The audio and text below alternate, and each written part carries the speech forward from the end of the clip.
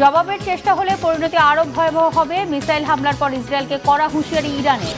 স্বীকার না করলেও পরমাণু অস্ত্র আছে ইরান ও ইসরায়েল দু দেশেরই। সামরিক শক্তিতে কে এগিয়ে? ইসরায়েলের সমর্থনে নির্লজ্জ ভূমিকায় আমেরিকা। ফিলিস্তিন ও তেহরানের রাস্তায় চলছে উল্লাস।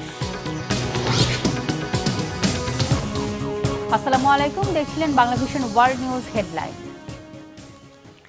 ইরানের মিসাইল হামলার জবাব দেওয়ার চেষ্টা করলে ইসরায়েলকে আরও ভয়াবহ পরিণতি ভোগ করতে হবে বলে হুঁশিয়ার করে দিয়েছেন ইরানের প্রেসিডেন্ট মাসুদ পেজেশকিয়ান। মঙ্গলবার রাতে মিসাইল হামলা চালিয়ে ইরান চরম ভুল করেছে। ইসরায়েলের প্রধানমন্ত্রী বেনিয়ামিন নেতানিয়াহুর এমন হুমকির পরেই পাল্টা এই হুঁশিয়ারি দিল ইরান। এদিকে লেবাননের দক্ষিণাঞ্চলের প্রথমবারের মতো ইসরায়েলি বাহিনীর সাথে হিজবুল্লাহ বাহিনীর তুমুল লড়াই চলছে। এমন পরিস্থিতিতে মধ্যপ্রাচ্যে পূর্ণ আঞ্চলিক যুদ্ধ ছড়িয়ে পড়ার আশঙ্কা বাস্তবে রূপ নিচ্ছে। আর এতে চরম শঙ্কার মুখে পড়েছে গোটা মধ্যপ্রাচ্যের নিরাপত্তা ও অস্তিত্ব। প্রশ্ন উঠেছে, মধ্যপ্রাচ্য কি ধ্বংসের দিকে যাচ্ছে? রিফাত জামানের ডেস্ক রিপোর্ট।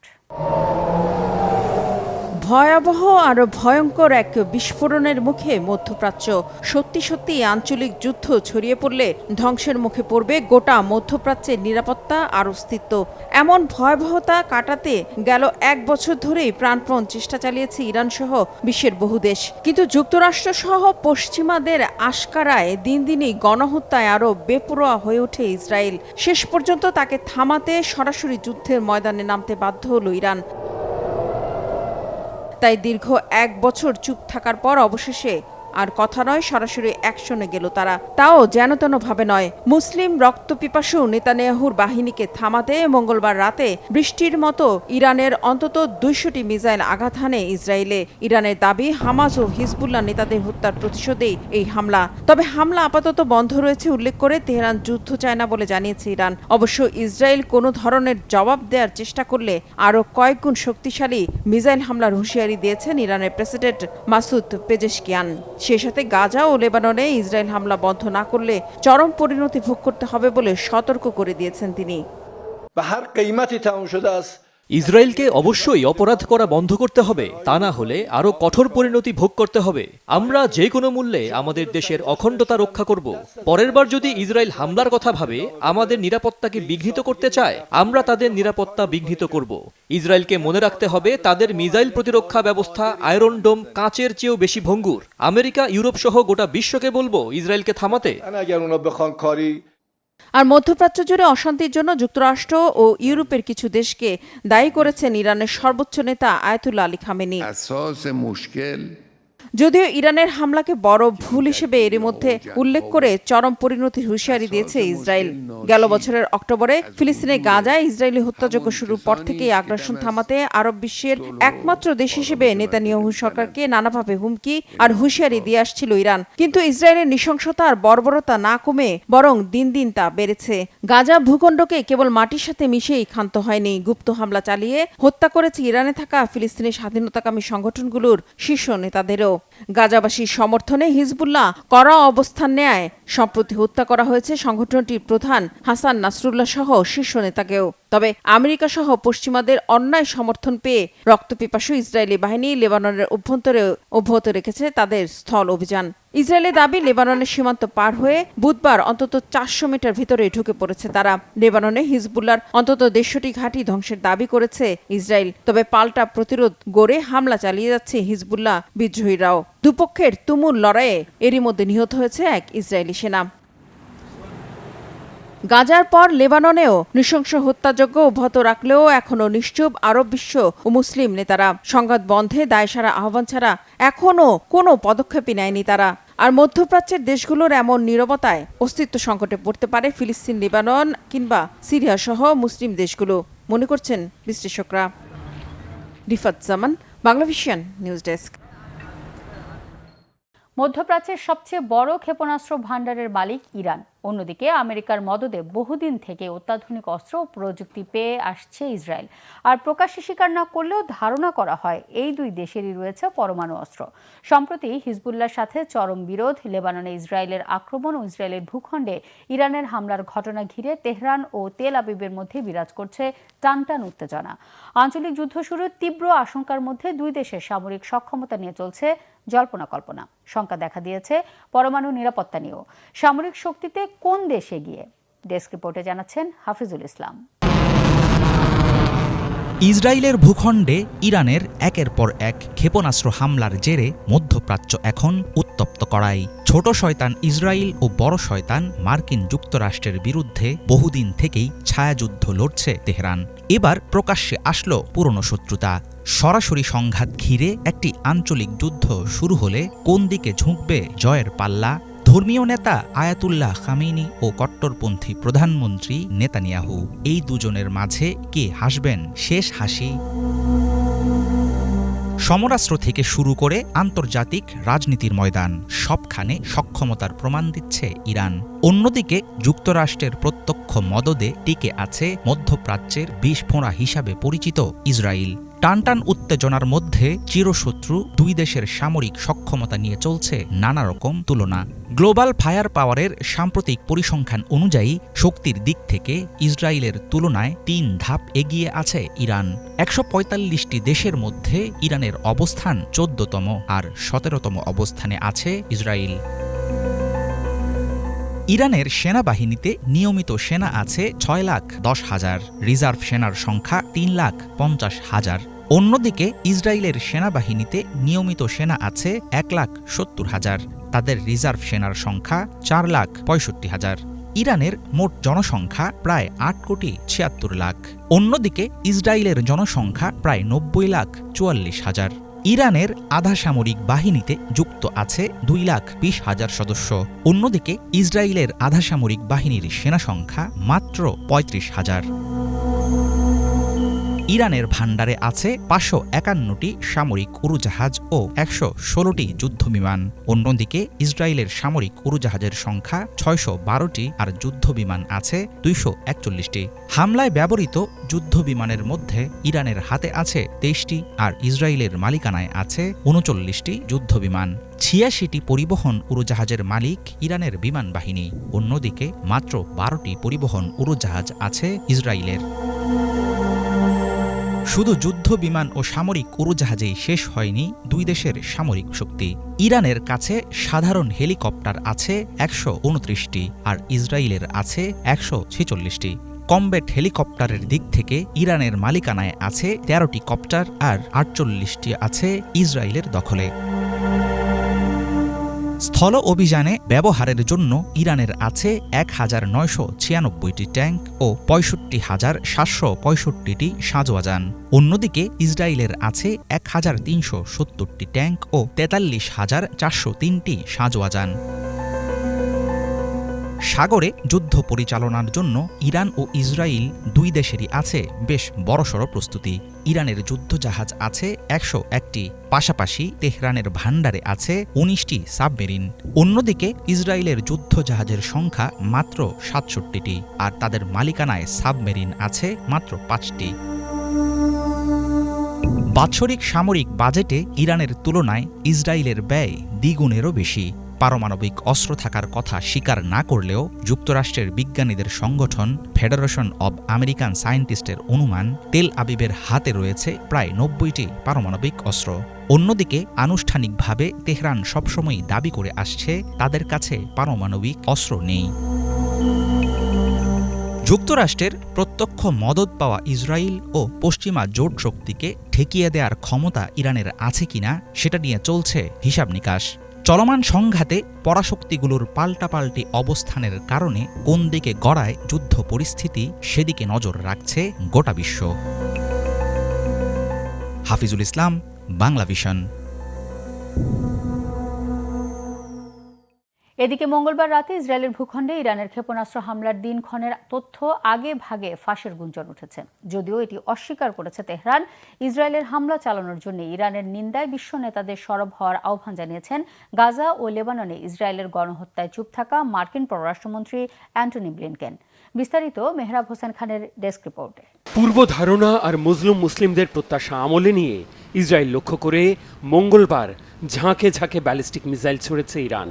স্থানীয় সময় মঙ্গলবার রাত ৮টার আগে মিসাইলগুলো ইসরায়েলের আকাশসীমা ভেদ করার পরপরই সাইরেনের শব্দ আর আকাশ প্রতিরক্ষা ব্যবস্থার পাল্টা হামলায় ধ্বংস করা ক্ষেপণাস্ত্রের বিস্ফোরণে সৃষ্টি হয় চরম উদ্বেগজনক পরিস্থিতি। রাস্তাঘাট, হোটেল, রেস্টুরেন্ট আর বাসাবাড়িতে থাকা ইসরায়েলিরা নিরাপদ আশ্রয়ের খোঁজে দিকবিদিক ছোটাছুটি শুরু করেন। হামলার পরপরই পুরানো অভিযোগের আঙুল উঠেছে তেহরানের দিকে।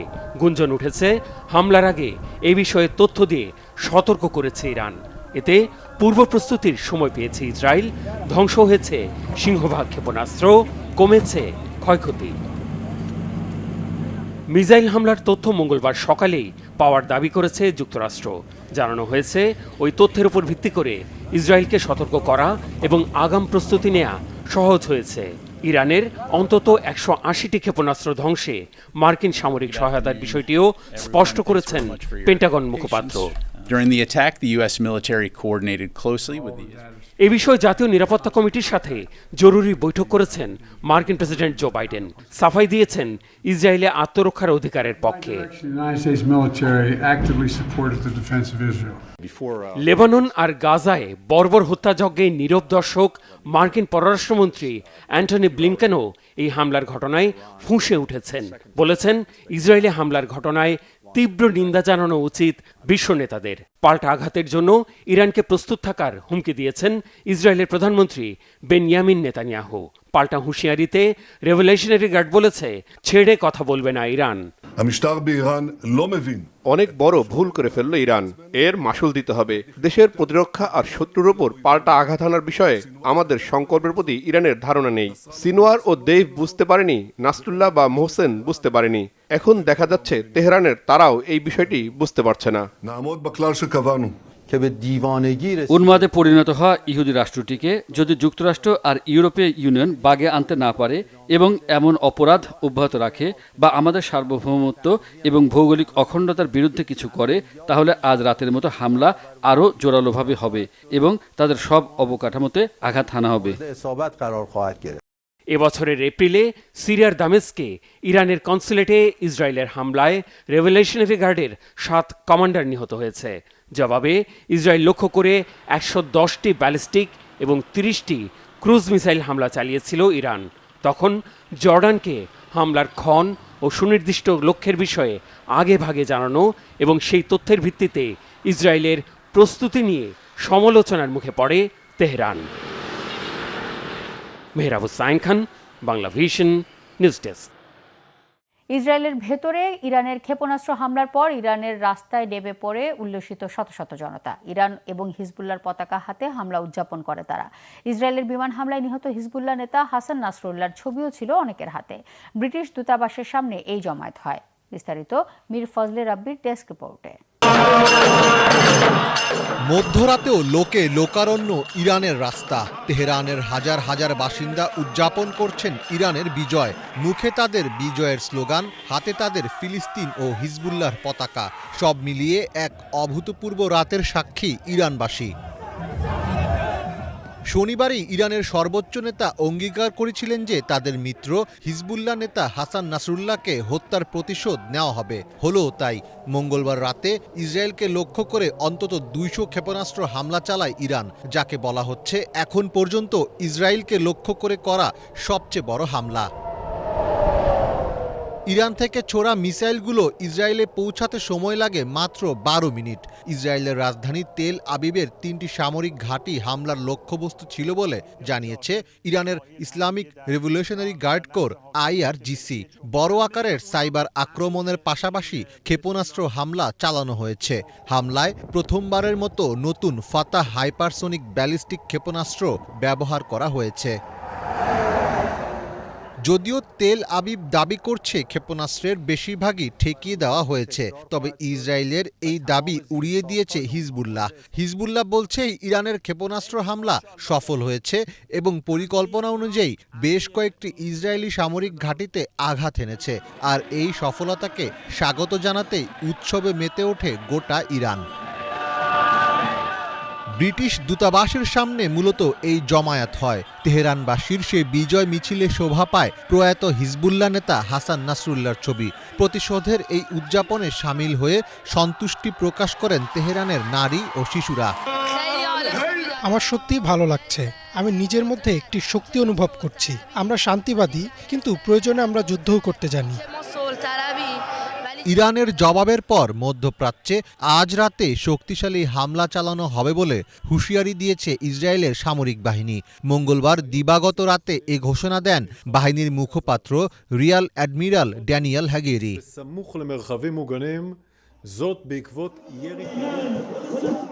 এরই মধ্যে ইসরায়েলের পাশে থাকার জন্য যুক্তরাষ্ট্রের সেনাবাহিনীকে আহ্বান জানিয়েছেন দেশটির প্রেসিডেন্ট জো বাইডেন। ইসরায়েলের সাথে একাত্মতা প্রকাশ করেছেন যুক্তরাজ্যের প্রধানমন্ত্রী কিয়ার স্টারমারও। ফলে প্রশ্ন উঠছে, তাহলে কি আরেকটি বড় যুদ্ধের দ্বারপ্রান্তে মধ্যপ্রাচ্য? মীর ফজলে রাব্বি, বাংলা ভিশন।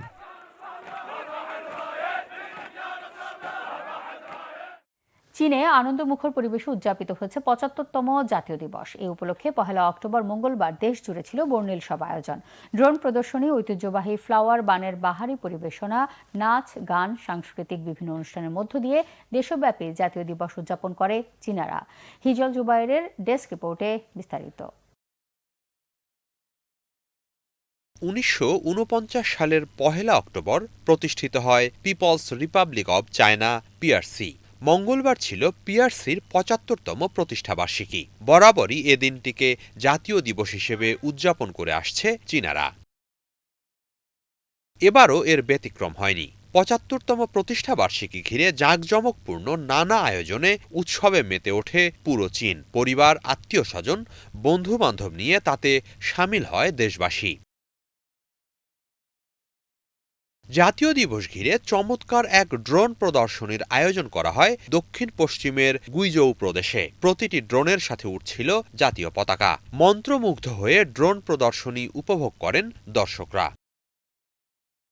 এদিন জাতীয় পতাকায় শোভিত ছিল পার্শ্ববর্তী ইউনান প্রদেশের ভবন ও রাজপথগুলো। সবখানেই ছিল লাল রঙের উজ্জ্বল উপস্থিতি। উৎসবমুখর পরিবেশ ছিল পুরো প্রদেশ জুড়ে। নাচে গানে ৭৫তম জাতীয় দিবস উদযাপন করে উত্তর পশ্চিমের শাংসি প্রদেশ। বিভিন্ন এলাকায় বর্ণিল সব আয়োজন ঘিরে ছিল মানুষের উপচে পড়া ভিড়। দেশের মঙ্গল কামনায় ঐতিহ্যবাহী খাবার মান্দারিন রোল বা ফ্লাওয়ার বান পরিবেশন করতে দেখা যায় অনেককে। আমি ৩ ধরনের বান তৈরি করেছি। এর মাঝে বিশেষ একটা হলো চূড়ায় জাতীয় পতাকা শোভিত পিচ বান। এছাড়া দেশের প্রতি ভালোবাসার প্রকাশ হিসেবে ৯৯টা গোলাপের বান তৈরি করেছি আমি। পূর্বাঞ্চলের শেশাং প্রদেশের নিংবো শহরে দিবসটি ঘিরে আয়োজন করা হয় বর্ণিল সব সাংস্কৃতিক অনুষ্ঠানের। ছিল ঐতিহ্যবাহী নাচ, গান, নাটক সহ মনোমুগ্ধকর বিভিন্ন পরিবেশনা। হিজল জুবায়ের, বাংলা ভিশন। এই ছিল আজকের মতো। সাথে থাকায় ধন্যবাদ।